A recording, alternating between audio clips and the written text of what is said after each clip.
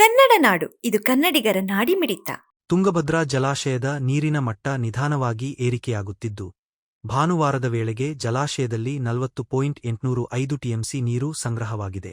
ಜಲಾಶಯದ ನೀರಿನ ಮಟ್ಟ 1611.59 ಅಡಿಗಳಿಗೆ ತಲುಪಿದೆ. ಕಳೆದ 24 ಗಂಟೆಗಳಲ್ಲಿ ಸರಾಸರಿ 25,811 ಕ್ಯೂಸೆಕ್ ಒಳಹರಿವು ದಾಖಲಾಗಿದ್ದು, ಪ್ರಸ್ತುತ 24,468 ಕ್ಯೂಸೆಕ್ ನೀರು ಜಲಾಶಯಕ್ಕೆ ಹರಿದು ಬರುತ್ತಿದೆ. ಇದೇ ಅವಧಿಯಲ್ಲಿ ಹೊರಹರಿಸಲಾಗಿದೆ. ಆದರೆ ಕಳೆದ ವರ್ಷದ ಇದೇ ದಿನದ ಅಂಕಿ ಅಂಶಗಳೊಂದಿಗೆ ಹೋಲಿಸಿದರೆ ಈ ಬಾರಿ ಜಲಾಶಯದಲ್ಲಿನ ನೀರಿನ ಲಭ್ಯತೆ ಗಣನೀಯವಾಗಿ ಕಡಿಮೆಯಾಗಿದೆ. ಕಳೆದ ವರ್ಷ ಇದೇ ದಿನ ಜಲಾಶಯದಲ್ಲಿ 78.272 ಟಿಎಂಸಿ ನೀರು ಸಂಗ್ರಹವಾಗಿದ್ದರೆ, ಈ ವರ್ಷ ಕೇವಲ 40.805 ಟಿಎಂಸಿ ನೀರು ಮಾತ್ರ ಸಂಗ್ರಹವಾಗಿದೆ.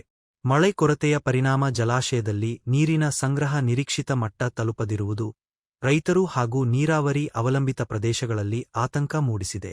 ಮುಂದಿನ ದಿನಗಳಲ್ಲಿ ಉತ್ತಮ ಮಳೆಯಾದರೆ ಮಾತ್ರ ಜಲಾಶಯದ ನೀರಿನ ಸಂಗ್ರಹದಲ್ಲಿ ಗಣನೀಯ ಏರಿಕೆಯಾಗುವ ನಿರೀಕ್ಷೆಯಿದೆ.